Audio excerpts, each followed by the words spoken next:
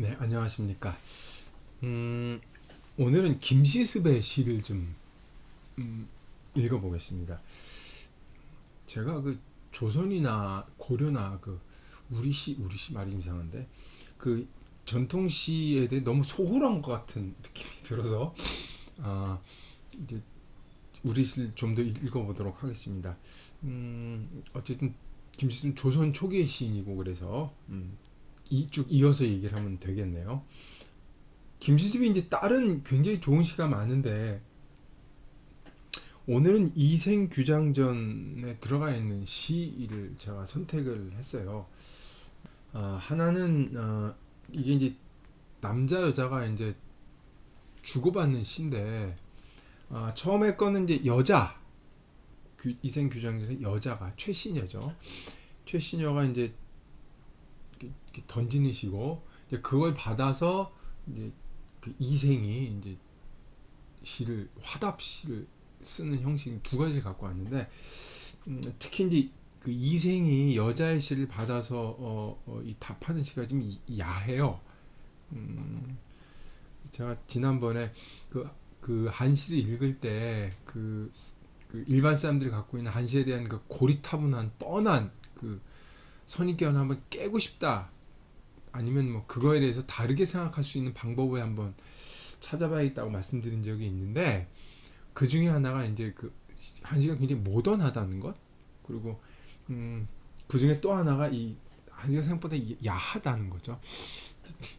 제가 이 시를 준비하면서 이 시를 꼼꼼히 읽어봤는데 저한테는 야한데 들으시는 분들한테는 안 야할 수도 있겠구나 생각이 들면서 제가 이거 큰일 났는데 하고 걱정이 좀 들었습니다. 어쨌든 오늘 요번에 그 시를 읽어보시고 다음 시도 한번 읽어보시고 그 뭐 야하든 안 야하든 한시에 대한 그 생각을 약간 좀 이렇게 새롭게 하는 기회가 됐으면 좋겠습니다.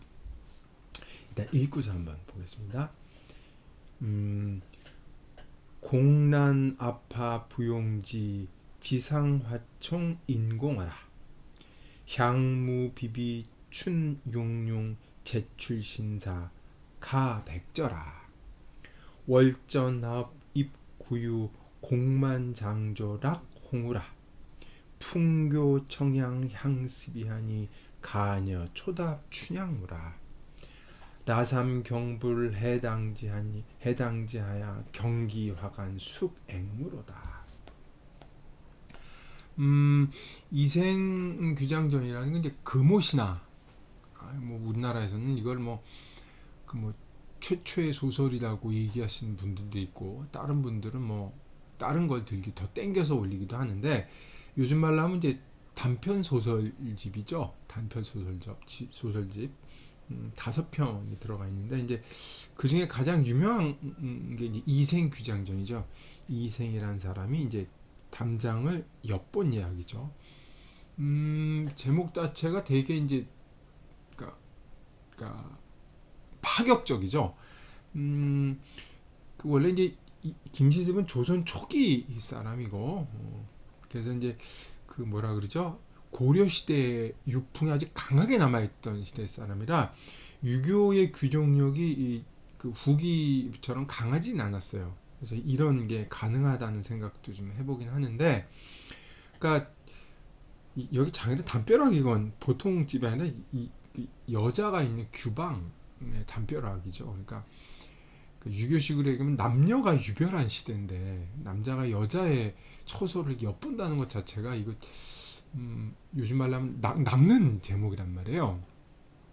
그렇기도 하고 이 윤리적으로 되게 문제가 돼 있는데 사실 내용도 읽어보면 남녀가 둘이 만나서 이제 요즘 말로 썸 타는 굉장히 진한 썸을 타는 얘기라 음, 음, 상당히 당대 베스트셀러. 이게 일본으로 넘어갑니다. 금오시나라는 책이 김시습의 이 평판작으로 알려져 있는데 그 금오시나가 나중에 세상을 떠나고 이 율곡을 중심으로 해서 이제 중심이 아니라 율곡이 이제 뒷받침을 하고 그 지지를 해서 매월당 전집이 가능이 됐는데 그때도 금오시나는 실릴 수가 없었어요. 그러니까 없었습니다. 우리나라에 금오시나가.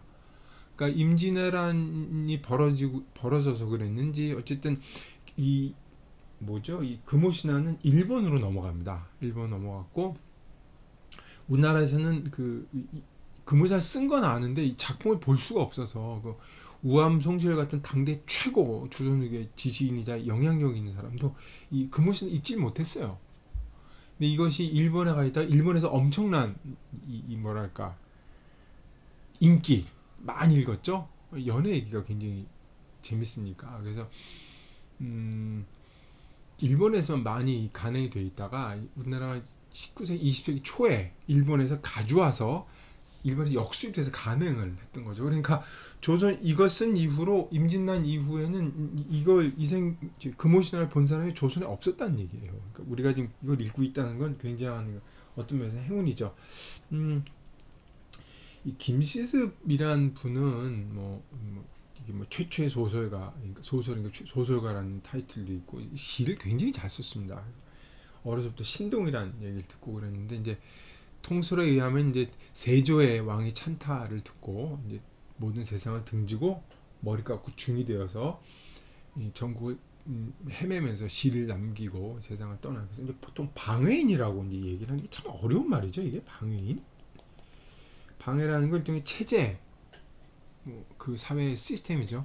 그 체제 밖에 있던 사람이라고 해서 방해라고 하는 장자에 쓰는 말을 갖고 와서 얘기를 하는데 참 이게 입에 잘 안 붙는 말이죠. 어쨌든 조선 초기부터 이 조선에 이제 세종이 들어오고 세종 나라가 이제 조선의 나라가 안정이 되고 하는데 그 이탈자, 자발적인 최초의 이탈자라고 볼 수 있는 그런 독특한 인물을 가진 사람입니다. 아마 김시습의 시에 대해서는 제가 나중에 한번 더 소개를 해야 될 것 같습니다. 오늘은 일단 이생규정전에 나오는 그 최신여의 얘기부터 한번 시를 보고 얘기를 해보도록 하겠습니다. 공난 아파 부용지 지상화총 인공어라. 공난이라는 건 이제 구불구불한 난간이 있는 거죠. 그러니까 직선으로 쫙 일자로 된 난간이 아니라 이렇게 난간이 이렇게 멋들어지게 굽어 있는 난간이 있는 정자죠, 정자. 그러니까 이 부용지라고 하는 연못에 난간을 정자를 지었는데 그 정자가 이제 모양을 이렇게 멋들어지게 곡선으로 쫙 이렇게 유려하게 만든 거죠. 그러니까 구부러진 난간이 부용지 안에 이렇게 서 있는 거죠. 이게 압이라고 하는 독특한 보통 이제 정자를 세우면 연못가에 세울 때 높은 데 세우니까 임이라고 보통 쓰는데 아파라 그러니까 물에 직접 대면을 하고 그 가운데 탁 세워놨을 때 아파라고 하는 말을 독특하게 썼어요. 그러니까 구부러진 난간이 있는 정자가 부용지를 누르며 서 있고 뭐 이런 뜻입니다. 누르며 서 있고 연못가에 꽃이 피어서 우거진 곳에서는 사람이 이야기를 나눈다. 함께 이야기를 나눈다. 이건 뭐냐면 최신여가 이제 규방에 혼자 살면서 이제 외로움 때문에 시를 하나 탁 지었는데 이생이 이제 담장을 엿보다가 그 의자에 시 쓰는 소리를 듣고 같이 이제 화답을 나누고 싶어서 이제 자기도 시를 써서 이렇게 던지죠. 그래서 이제 처음에 그렇게 만남이 시작되고 다음에 한 번은 잠깐 이렇게 뭐랄까 스치듯이 만날 때 여자가 몇 구절 탁 던지니까 한 구절 탁 던져서 얘기를 해서 이게 말이 되네 하는 느낌이 딱 받았는데 이제 그 다음에 바로 이제 직접 본격적인 만남을 가지게 됐는데 여자가 이 뒤에 있는 자기만의 그 정원 안내를 하죠. 그러니까 이생이 여기가 어딥니까? 하고 물었더니 여기는 저를 어머니 아버님께서 아주 많이 사랑하시는데 저를 위해 특별히 지어준 그 처소입니다. 그러면서 거기에는 연못이 있고 정자가 있고 그 연못이 부용지였던 거죠. 거기서 얘기를 하는 겁니다. 그러니까 부용지에서 인공어 그대와 내가 얘기를 나눈다 한 당시 둘이 있는 정경을 이제 탁 시로 쓴 거죠. 향무 비비 춘융융 제출신사 가백절아. 이 향무라고 그랬는데 향무는 향기로운 안개죠. 여기 이제 향무, 비비, 춘융융 한 걸 보니까 비비는 이제 어른거린 모양이고 봄이 융융 물은 녹았다 그랬지 않습니까? 봄이니까 아마 이거를 아지랑이로 문맥상으로 봐서 아지랑이로 보는 거니까 향기로운 안개, 향기로운 아지랑이죠. 아지랑이 아른거리고 봄은 물은 녹았는데 봄은 물은 녹았으니 새로운 가사를 지어서 백조곡에 맞춰 노래를 부른다. 이 백조곡이라는 건 옛날에 춤곡이죠. 오나라 때 남방 오나라 때 춤곡 거기에 가사에 맞춰 이제 노래를 부른다. 월전화음 입구유 공만장조 락홍우라. 달이 이제 시간이 지나는 걸 나타내는 거. 달이 기우는 거. 달이 이제 처음 만나서 노래도 같이 부르고 하면서 시간이 오래 흐른 거죠. 이제 달이 기우는 거죠. 달이 돌아서 달이 져서 꽃 그림자가 이 구유로 들어온다. 이 구유라는 건 요즘 말하면 뭐 카펫 같은 거죠. 이 귀족들이 앉을 때 방바닥에 절대 그냥 앉지 않죠. 뭐 이렇게 잔뜩 깔고 푹신하게 해서 앉죠. 그 푹신한 모포, 털모자가 있죠. 모포라는 거 앞에 그런데 꽃건들이 이제 시간이 기울어서 시간이 오래돼서 달이 기울면서 꽃건들이 이제 자기 앉은 자리에 들어오니까 꽃끈을 공만장조 락홍우라 둘이서 함께 긴 나뭇가지를 잡아당겨서 그 붉은색 비를 떨어뜨리나 내리게 한다는 거죠. 이미지가 상당하지 않습니까? 꽃이 들어오니까 꽃이 피었구나 하면서 이제 새삼스럽게 둘이 긴 가지를 잡아당겼더니 거기서 이제 붉은색 꽃이 이제 떨어지는 거죠. 풍교 청양 향습이 가녀 초답 춘향무라. 그때 바람이 불어서 맑은 꽃이 피었으니 향이 가득할 거 아닙니까? 맑은 향기를 이제 휘저어 놓으니 맑은 향기를 흔들어 놓으니 그 향이 이 옷에까지 향이 옷에 스며든다. 대단하죠 분위기가. 그러니까 가녀는 처음으로 춘향물을 춘다. 이 답이 이제 스텝을 밟는 거죠. 이 가녀는 이제 남부 쪽 시대 진나라의 가충이라는 사람인데 그 사람의 딸이에요. 딸인데 이 여자가 향낭 향주머니에다가 그 향기로운 그 허브를 넣고 다녀서 그 여자가 지나면 항상 향이 났다는 그 고사가 있는 여자죠. 그러니까 그 바람의 맑은 향기가 이제 불어와서 향기가 옷에 스미니까 자신이 가녀가 된 것 같은 느낌이 든 거죠. 그래서 이 흥취가 일어나고 기뻐서 봄날이니까 이 봄에 맞는 춘향물을 이제 탁 추는 거죠. 춤을 추는데 라삼경불해당지 경기화관숙 앵무라. 이제 봄이니까 봄엔 날이 바뀌었으니까 두꺼운 옷을 벗고 호적삼을 입지 않습니까? 그러니까 이 비단이라고 되어 있는데 이게 비단으로 봐도 되고 호적삼은 보통 적삼 3배로 만들기 때문에 여기서는 비단보다는 곱다는 뜻이 너무 고와서 비단 같다는 뜻일 거예요. 고운 적삼 옷이 가볍게 해당화의 가지를 스치니 너울로 추다 보니까 이 소매가 해당화의 가지를 탁 살짝 스쳤겠죠. 스쳐서 꽃 속 꽃 사이에서 잠자고 있던 앵무새를 놀래켜 깨운다. 잠자고 있던 앵무새를 깨운다 이거죠. 그러니까 연못가에서 둘이 앉아서 얘기를 하다가 이 노래도 부르고 그 다음에 꽃도 같이 이렇게 꽃비도 내리게 하고 그 다음에 향기가 불어오니까 그거에 맞춰서 춤을 추고 그러다가 이제 앵무새를 이제 깨우는 지경에 이르렀다고 여자가 이제 남자한테 시를 탁 던진 겁니다. 이게 이제 전체적인 이제 배경이라고 볼 수가 있죠. 시가 굉장히 이미지가 아름답고 색채도 곱죠.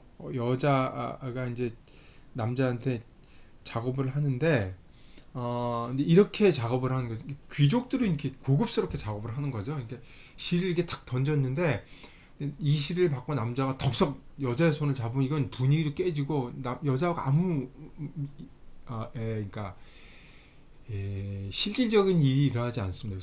여기서 액센트는 실질에 가 있습니다. 실질적인 일이 벌어지지 않아요. 그러니까 이거에 던지면 남자는 이거만 이렇게 화답시를 탁 해서 그 화답시가 이 시에 최소한 걸맞아야 여자가 이제 그 다음에 본격적인 일이 이제 벌어지는 거죠. 여기서 액센트 본격에 가 있습니다. 추상적인 뜻이 아니라 진짜 엄청난 일이 벌어지는 거죠. 여기서 여자는 남자한테 몇 가지 고백을 하고 있어요. 고백하는 게 첫째,